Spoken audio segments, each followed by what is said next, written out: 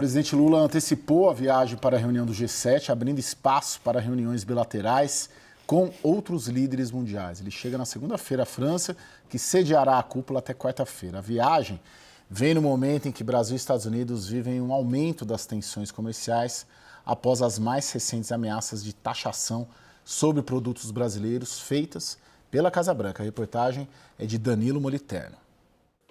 Em meio às tentativas de negociação, o Palácio do Planalto decidiu não pedir, por enquanto, um encontro bilateral entre o presidente Lula e Donald Trump. Um contato entre os dois chefes de Estado não está descartado, mas não houve orientação de Lula para que auxiliares pedissem uma reunião com Trump, nem solicitação por parte da Casa Branca. A avaliação do governo brasileiro é que o caminho mais eficaz neste momento é priorizar as tratativas com o governo americano via grupo de trabalho. Recentemente, os Estados Unidos anunciaram novamente a intenção de impor tarifas sobre o Brasil. No total, as taxas americanas sobre produtos brasileiros podem chegar a 37,5%. O Planalto entende que os Estados Unidos sabem as demandas brasileiras e que ainda está correndo o prazo para a implementação da tarifa adicional de 25%, justificada por Washington com base em supostas práticas comerciais desleais por parte do Brasil.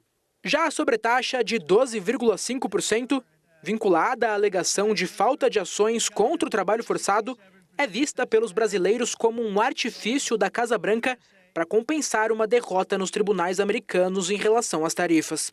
No G7, Lula deve voltar a criticar medidas unilaterais e protecionistas na política e no comércio exterior, sem falar diretamente contra os Estados Unidos, mas deixando subentendido que as tarifas de Donald Trump, que estará na mesma sala de debates, são um problema. Lorival, esse G7 desde 1975, cada ano tem a sua própria particularidade. Qual a particularidade do encontro deste ano? Bem, é que você vai ter os outros 6 países olhando para o Donald Trump e falando assim, e aí, você fechou o Estreito de Hormuz, né? Você fechou o acesso a 1/5 da energia mundial, aos insumos, às matérias-primas dos chips, dos fármacos, dos fertilizantes, de tudo que é essencial na vida contemporânea, né? E aí coincide exatamente com o momento em que pode ser firmado um memorando de entendimento, né? Pode ser na véspera, pode ser nesse domingo, pode ser durante o G7, que é de segunda a quarta-feira, né, que vai ser em Evian, na França, e a assinatura pode ser em Genebra, ali perto, né? Então é um momento bastante crucial, realmente, porque esse fechamento do Estreito de Hormuz afeta muito todas as economias, né, incluindo a dos Estados Unidos. O Trump deseja resolver essa questão, mas sem perder a face de forma visível demais. Essa aqui é a equação que ele busca, né? E o Irã não tem ajudado. Mas o Trump aceitou as condições, né? Aceitou as condições do Irã. Mas a gente vai falar mais disso no outro bloco, é que você perguntou algo cuja resposta é o tema do próximo bloco. A gente vai chegar ali do próximo bloco nisso, mas basicamente o conflito, o Estreito de Hormuz vai estar pairando ali sobre essa reunião do G7, é isso? Sem dúvida, esse é o grande tema. E as consequências. Ô, Luciana, e o Lula? E o Lula lá? O que ele pretende trazer? Aparentemente, pela reportagem do Danilo Moliterno, vai entrar também nessa toada dos 6 outros países do G7, à exceção dos Estados Unidos. Sem dúvida, Caio. A gente sabe que, historicamente, política externa aqui no Brasil nunca fez ninguém necessariamente ganhar uma eleição, mas agora ganha um peso maior em 2026. O que o Planalto quer transmitir é a mensagem do Lula como um grande estadista, respeitado, prestigiado na Europa, com interlocução com outras grandes potências e investindo numa diplomacia de resultados econômicos, como, por exemplo, o próprio acordo União Europeia e Mercosul. Bem, o que a gente tem também são os assuntos que vão ser discutidos e que vão sair os textos ali do G7. A gente preparou, inclusive, uma arte. Bem, esses aí são os temas principais da agenda oficial do G7 e como que o Brasil enxerga cada um desses pontos. Em relação às parcerias internacionais, tem uma preocupação porque os montantes de ajuda oficial ao desenvolvimento para países subdesenvolvidos, em desenvolvimento, caíram muito nos últimos anos. E aí tem uma ideia de que esses recursos podem ser substituídos por outras fontes, como do setor privado. O Brasil enxerga que isso é muito mais complicado e que o financiamento ocorreria em menor escala, que os próprios países em desenvolvimento também não teriam como suprir essa lacuna, ainda mais pela situação agravada por endividamento. Em relação ao crescimento econômico equilibrado, o pleito do Brasil de sempre, de reforma na governança, como crescer se as estruturas de governança não estão reformadas. Então, a gente está falando aí de OMC, de ONU. Tarifaço não deve entrar especificamente nesse texto de acordo com a diplomacia brasileira, mas medidas bilaterais tomadas de forma unilateral, sim. Tem também questão de proteção online de menores. A avaliação é que o Brasil está na vanguarda com o ECA digital. Em relação combate ao narcotráfico também é um ponto muito de atenção da diplomacia brasileira. A questão da classificação pelos Estados Unidos das facções como terroristas não deve entrar. A avaliação é que o texto oficial do G7 seja mais genérico. E só para finalizar, tem também a questão dos minerais críticos. O olhar do Brasil é de desenvolvimento, então o que o Brasil vai fazer questão ali é de dar ênfase ao processamento e ao ganho de valor agregado no próprio país, nos próprios países em que ocorre essa extração. Pelo menos esses são os objetivos principais das contribuições brasileiras. Léo, já vou com você, mas só para amarrar ainda essa parte da agenda do G7, principalmente da agenda brasileira. Thaís, a Luciana coloca no primeiro item parcerias internacionais. Tem alguma expectativa, assim, para o Brasil trazer algo concreto? Não, concreto não, mas sinalizações boas sim. Até a apuração do nosso Danilo Moliterno de Brasília, Lula deve se encontrar com a primeira-ministra do Japão. Já há uma conversa de bastidor aí da possibilidade do Mercosul avançar para um acordo com o Japão, né? Tem conversa com o Canadá. É muito engraçado, assim, é uma ironia do destino, né? No momento em que o comércio internacional entra numa fase de desordem, o Mercosul acorda e resolve que quer fazer parte do comércio internacional. Tudo bem, né? Nunca é tarde. Mas, e até são figuras, no caso do Brasil, por exemplo, o mesmo Lula que manteve o Mercosul do tamanho pequeno que ficou nos seus 2 primeiros governos, é o agora que quer fazer o Mercosul ficar grande. Mas não tem problema, sempre dá tempo. Então, o Mercosul fazendo essa expansão, nessa reconfiguração dos acordos comerciais, não é uma coisa que vai acontecer agora. Mas o Lula está, ainda mais pelo fator da premier japonesa ser uma premier de direita e tudo mais, né? Então, o Lula consegue uma bilateral com ela, sinaliza ali uma liderança do Mercosul, começando essa negociação e trazendo. Isso é um ativo que ele pode trazer. Não é nada concreto, mas pode ser um ativo político importante para ele.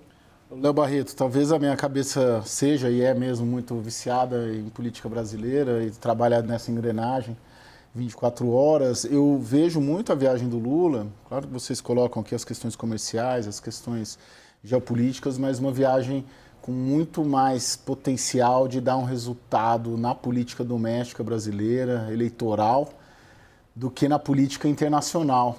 Mas o cientista político aqui é você. Você tem essa impressão também? Essa ideia da soberania, estadista do mundo, sul global, essa coisa num momento em que me parece que a política externa brasileira finalmente entrou em uma eleição nacional na agenda eleitoral. Olha, Caio, eu acho que é uma boa leitura.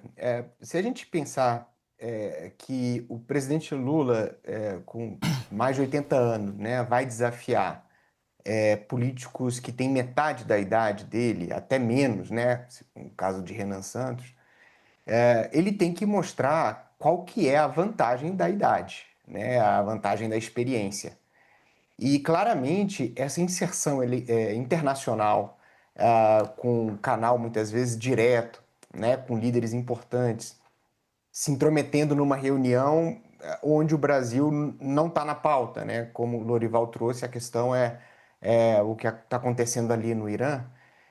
Então, não deixa de ser um palco onde o presidente Lula vai poder exibir algo do qual ele se gaba muito, que é essa experiência, esse trânsito internacional que outros presidentes não possuem, e que os mais novos, nessa geração mais nova, também teria que construir, né? Então, eu acho que essa é uma leitura que faz muito sentido.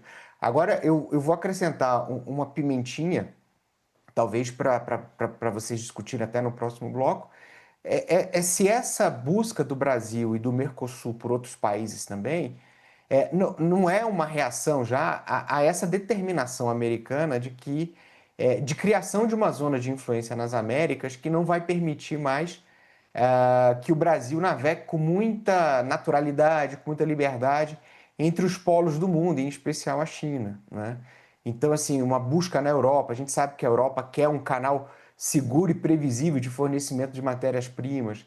Essa busca pelo Japão, a busca de novos acordos pelo Mercosul, não é uma maneira também de salvaguardar, né, de proteger o Brasil de não ficar tão exposto assim à influência, a essa hegemonia americana sobre o continente que está se manifestando cada vez mais claramente. Pergunta para você. Esse é um enorme desafio da política externa brasileira, realmente, porque o governo Trump colocou claramente, né, no topo da agenda a liderança, a projeção de poder dos Estados Unidos sobre este hemisfério, sobre as Américas, e inclusive deslocando recursos militares, toda a energia do establishment de segurança para esse propósito. E enquanto que para o Brasil não interessa ficar sob a órbita nem dos Estados Unidos, nem sob a órbita da China, né? E é o que esses dois polos estão demandando do Brasil. E num período da história brasileira em que a ideologia e a política local, como você colocou, aliás, Caio, está contaminando muito a política externa. E enquanto que a política externa ela tem de ser uma política de Estado, porque os interesses são permanentes e a posição geográfica é permanente. Então não deveria haver essa contaminação, mas ela acontece desde o início do primeiro governo Lula, ela também aconteceu no governo de Jair Bolsonaro. Então, não há uma clareza estratégica no país, dentro do debate político, sobre quais são os interesses nacionais. Então, nos pega num momento de fragilidade intelectual para lidar com o grande desafio da nossa história, diante de uma disputa por hegemonia tão aguda como essa que está acontecendo entre Estados Unidos e a China, que nos coloca no centro dessa disputa por causa das nossas reservas de terras raras, de minerais críticos, que provavelmente são tão grandes quanto as da China. O mapeamento não é completo ainda dessa geologia e, mais ainda, toda a nossa capacidade de prover energia renovável e também fóssil para um mundo sedento de energia com os data centers aí. E aí você tem ainda a nossa disponibilidade de água, nossa capacidade de ser um celeiro do mundo agrícola. Então, é um momento de enormes oportunidades e de enormes riscos também. Luciana, para finalizar esse bloco, alguma expectativa do presidente Lula e do Itamaraty de sair alguma conversa com o Trump nessa viagem? Expectativa sempre tem, né, Caio? É a última que morre, essa esperança. Mas vamos ver, não tem realmente nada marcado, não tem nada oficializado até o momento. Uma perspectiva até é que uma conversa informal, de certa maneira, poderia amenizar um pouco, né, as coisas, que nem aconteceu na própria ONU um tempo atrás. Então, é claro que pode acontecer sim, mas até o momento ainda sem perspectiva. O que deve ter é essa bilateral com a primeira-ministra do Japão, também com o primeiro-ministro da França, Emmanuel Macron, até por ele ser o anfitrião do evento, né, do G7, mas só para ressaltar, de início o Lula nem pretendia ir ao G7. Ele decidiu, mudou de ideia depois da visita do Flávio a Donald Trump e também diante do novo tarifaço americano, Caio.